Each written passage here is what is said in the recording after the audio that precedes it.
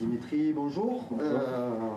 Déjà savoir, ça fait quelques temps qu'on ne t'a pas vu, comment tu vas et comment tu juges le redressement collectif du groupe depuis quelques semaines, puisque vous perdez beaucoup moins de matchs, même si vous en gagnez peut-être pas assez, mais on a l'impression que, comme l'a dit Nasser plusieurs fois, vous êtes guéri. Je sais pas. Bon, bah déjà, moi, je vais bien. C'est vrai que ça irait mieux avec des victoires. Mais pour rebondir sur ce que tu viens de dire, c'est vrai que on perd moins, mais on gagne pas plus non plus. Après, le côté rassurant, c'est que c'est vrai que on a l'impression de progresser, de retrouver petit à petit notre niveau. Et comme on a pu le voir sur le match de dimanche, voilà, on commence à avoir quand même des contenus plus intéressants, même s'il y a encore beaucoup de travail pour faire un match complet et retrouver surtout un match référence. C'est une analyse collective et individuelle quand tu dis que toi aussi tu retrouves ton meilleur niveau. Oui, je retrouve des bonnes sensations. Après, je pense que dans ma position sur le terrain, il faut aussi être efficace, donc faire marquer.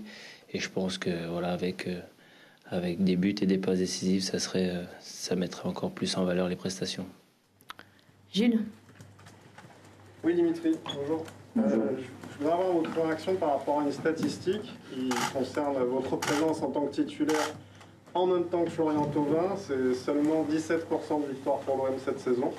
Quand vous n'êtes pas titulaire ensemble, il y a 57% de victoire pour l'OM cette saison. Est-ce que c'est significatif pour vous d'un problème de compatibilité, de complémentarité entre vous et Florian? Ben, si mes souvenirs sont bons, je pense que à l'époque où il y avait encore le coach Garcia, je crois que quand il y avait Payet et Thauvin sur le terrain, c'était plus de 2 points par match. Donc aujourd'hui, certes, le ratio est inférieur à ça, mais ça ne montre pas, oui, sur cette saison, qu'on gagne peut-être moins ensemble, mais ça ne montre aucun problème dans lequel tu veux m'emmener. Qu'est-ce que vous aviez pensé, pour finir sur cette thématique, de la déclaration d'André Villas-Boas, qui avait dit que vous ne partiriez pas ensemble en vacances avec Florian? Comment ça va entre vous? Est-ce que toi, tu pars avec tous tes collègues de travail? Non, mais je pose la question. Voilà, ben c'est pareil pour nous. Voilà, je pars en vacances avec certains, et pas d'autres, et voilà. Peut-être pas avec Flo, mais peut-être avec d'autres. Votre relation, elle a évolué ces derniers mois? Écoutez, il n'y a pas eu en tout cas, il n'y a pas eu tout ce qui s'est dit, tout ce qui s'est écrit, tout ce qui s'est débattu. Aujourd'hui, voilà, on a quelque chose qu'on a retrouvé, et je pense que c'est aussi lié aux résultats qu'on a en ce moment. Même si c'est pas des victoires, on retrouve de bonnes choses. C'est l'unité. Je pense que on continue à travailler ensemble malgré tout ce qui se passe autour. On arrive à se concentrer et à être tous dans le même projet, c'est-à-dire gagner des matchs, parce que seules les victoires pourront nous sortir de cette mauvaise passe. Jean. Bonjour. Il y a Georges Sampaoli qui est arrivé aujourd'hui à Marseille.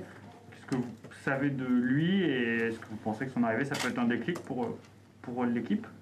C'est toujours intéressant, bien évidemment. On l'a vu notamment avec Nasser. Il y a toujours, comme on dit, le fameux électrochoc avec l'arrivée d'un nouveau coach. Après, c'est pas quelqu'un que je connais, que j'ai pas eu et que je ne connais pas. Mais je pense que voilà, on va vite apprendre à se connaître, parce que c'est vrai qu'on va avoir aussi la trêve qui va arriver rapidement, et ça va nous permettre de travailler et de faire connaissance. Nassim. Dimitri, bonjour. Bonjour. Qu'est-ce que tu retiendras du passage de Nasser Largué? Voilà, qu'est-ce qu'il vous a apporté dans ce mois où il a travaillé avec vous? Il a remis un peu de calme. Voilà. Est-ce que de l'intérieur, qu'est-ce que toi tu vas retenir? Oui, du calme, et surtout, voilà, il a réussi à, comme je l'ai dit, à ramener une unité au sein du groupe, une concurrence aussi saine. Donc après, voilà, avec un discours qui a toujours été très simple, avec des choses pareilles, travailler simple à l'entraînement, mais surtout travailler, et voilà, il a su entre guillemets nous guérir du mauvais début de saison qu'on a pu faire. Et c'est vrai que voilà, je pense que aujourd'hui son passage a été très positif pour nous, même si c'est pas fini. Je pense que voilà, il nous a apporté beaucoup en peu de temps. Adrien. Oui, bonjour. Tu parlais d'électrochoc et de ce que Nasser vous a apporté. Est-ce que voilà, cette fraîcheur, le fait qu'il n'avait jamais dirigé de groupe professionnel, vous a aussi apporté quelque chose et une autre vision au sein du collectif? Honnêtement, ça s'est pas vu que c'était sa première expérience. Voilà, il a tout de suite été à l'aise.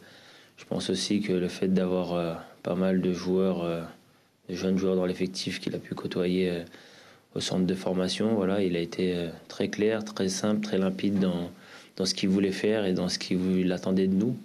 Mais surtout, voilà, il a su aussi faire en sorte que nous-mêmes, on se remette en question. Parce que c'est vrai que c'est plus facile de changer un coach parfois que changer tous les joueurs. Donc on a aussi dû, nous en premier, nous remettre en question.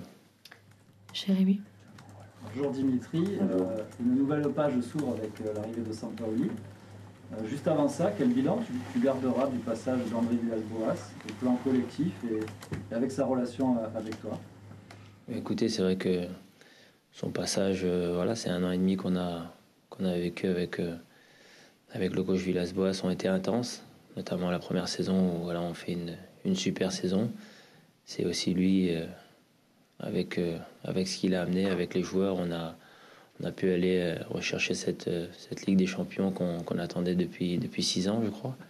Donc voilà, ça a été 1 an et demi, voilà, où on a progressé, où il a su nous faire progresser. Donc voilà, je pense que tous les joueurs, moi le premier, on a fait en sorte qu'il reste avec nous quand c'était un peu plus chaud avec la direction. Donc ce qui montre voilà, l'affection qu'on a pour lui. Et aujourd'hui, voilà, moi personnellement, et je pense que à part du groupe, on tient à le remercier pour ce qu'il nous a apporté.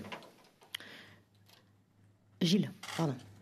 Et Dimitri, comment vous avez vécu les déclarations des supporters lors de leur conférence de presse la semaine dernière, à votre égard notamment? Ils n'ont pas été tendres. Comment vous les percevez? Est-ce que ça impacte votre envie de tout donner à l'OM, de poursuivre l'aventure ici?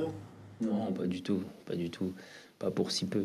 Je pense que je l'ai dit déjà, c'est même ce qui m'excite dans cette ville, c'est qu'on ne peut pas se reposer sur ses lauriers. Et même si il ne faut pas avoir la mémoire courte, je pense que oui, je suis pas au niveau auquel on m'attend, mais en aucun cas ça remettra en cause mon amour et mon travail pour ce club. Et d'autant plus que voilà, je pense que j'ai reçu beaucoup de messages de soutien et ça m'a montré que malgré la mauvaise passe, on m'apprécie encore ici. Karim. Dimitri, 2 petites questions s'il te plaît. La première sur quelque chose qui fait débat depuis au moins 2 saisons au sujet de ton positionnement sur le terrain. Donc tu as fait des bons matchs et d'autres moins bons aussi à gauche, mais on a quand même l'impression que avoir plus de liberté, jouer dans l'axe, pouvoir te balader et être pas très loin des attaquants, c'est peut-être le poste qui te sied le mieux. Est-ce que tu es d'accord avec ça? C'est un débat et pas un débat, parce que l'année dernière, j'ai fait toute ma saison à gauche et personne n'a parlé du fait que je revienne dans l'axe. Cette année, ça marchait moins bien, donc il fallait que je revienne dans l'axe. Je pense qu'il faut que surtout, voilà, peu importe le positionnement où je suis, c'est à moi de m'adapter, c'est à moi d'être bon. Après, on m'a toujours laissé, quoi qu'il arrive, une certaine liberté sur le terrain, donc c'est pas le souci. La deuxième, Franck McCourt est là depuis hier. Il a parlé encore une fois de la volonté de l'OM d'être présent sur la scène européenne, même si ça fait quelques mois que ça s'est terminé.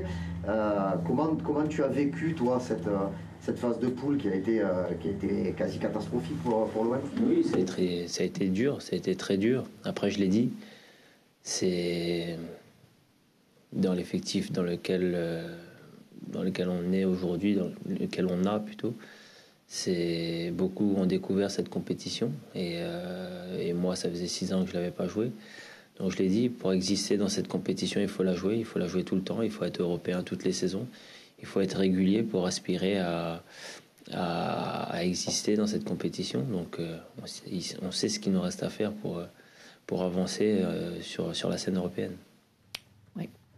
Bonjour. Pour rebondir à la question précédente, Nasser Larguet nous disait à l'instant que c'était très important pour lui, c'était un geste fort que le propriétaire vienne. Qu'est-ce que vous en pensez? Je pense que vous allez peut-être pouvoir échanger, en tout cas le rencontrer avant qu'il reparte. Oui, c'est prévu qu'on doit rencontrer Monsieur McCourt avant qu'il reparte. Après, oui, c'est un geste fort. Voilà, il est venu pas mal de fois déjà depuis qu'il a pris les rênes du club. Chaque fois, il nous a parlé, chaque fois, il nous a renouvelé cette confiance qu'il avait en nous. Et je pense qu'aujourd'hui, le fait de le voir et le fait de pouvoir échanger avec lui, ça va aussi nous faire du bien. Nassim. Dimitri, les supporters sont très nostalgiques de l'époque Bielsa. On parle de Sampaoli comme son fils spirituel. Est-ce que toi, qui as connu Bielsa, ça te plairait de revivre une saison comme vous avez connu avec lui? On sait qu'il avait rincé les joueurs, que physiquement c'était éprouvant, mais il s'était passé quelque chose d'assez fou avec les supporters lors de ce stade. Voilà, est-ce que revivre une telle saison, c'est quelque chose qui te plairait? Moi, ce qui me plairait, c'est de gagner des matchs. Donc après, peu importe la façon de faire, je pense qu'aujourd'hui, on a besoin d'un coach qui nous aide, un coach qui nous emmène dans son projet, dans un projet de jeu qui peut nous convenir, qui peut nous faire gagner des matchs. Après, comparer, je ne connais pas le nouveau coach, donc je n'irai pas déjà dans les comparaisons. Mais oui, on a besoin d'un coach qui nous aide surtout. Xavier. Bonjour Dimitri, deux petites questions mais qui sont très liées. La première, avec l'âge et surtout votre expérience du très haut niveau, est-ce que vous avez l'impression d'évoluer dans votre propre style de jeu? Et la deuxième, vous êtes aujourd'hui un joueur accompli, est-ce que vous avez le sentiment de pouvoir encore progresser? Et sur quel point? Alors, progresser, je ne sais pas, je pense que on va dire que je sais quoi faire pour rester au niveau et pour être performant. Après, progresser, oui, on peut toujours progresser sur certains points, notamment peut-être avec la relation avec les arbitres. Mais après, progresser, je pense pas. Je pense que surtout être intelligent et savoir quoi faire pour durer. À partir d'un certain âge, on a des exemples des anciens dans le championnat, par exemple, c'est essayer d'être performant sur la durée parce que, bien évidemment, notre corps vieillit et on doit s'adapter à cela. Karim. Dimitri, tu connais bien Lille, hein, même si beaucoup de choses ont changé depuis ton départ.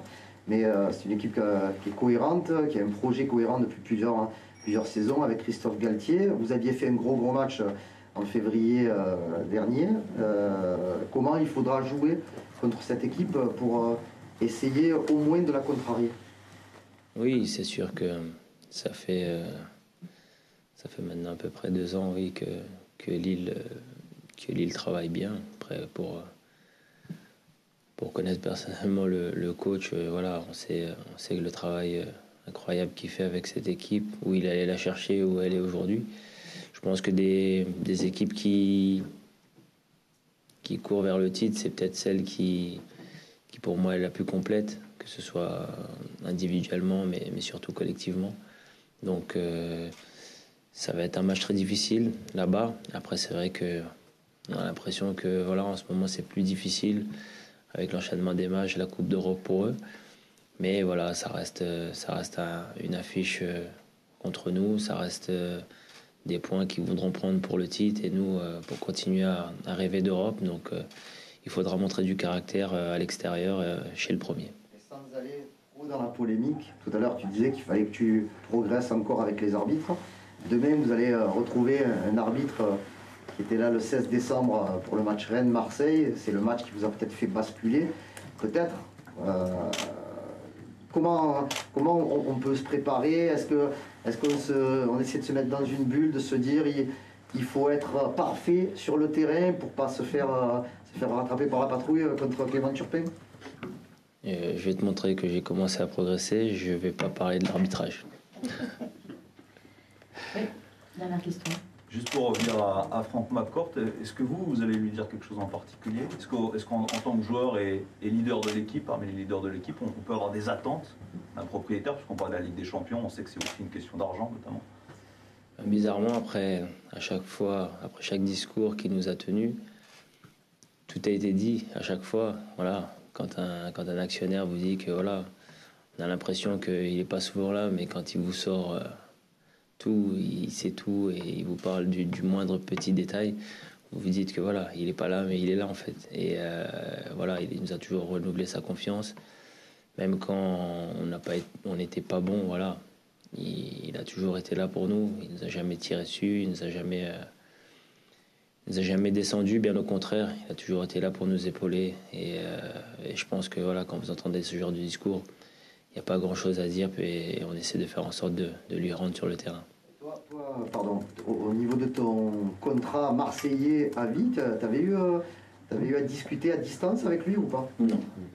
Non, pas avec lui. Je sais que, bien évidemment, c'est lui qui a validé ce Marseillais à vie, mais j'ai pas été en contact avec lui. Non. Merci. Merci. Merci.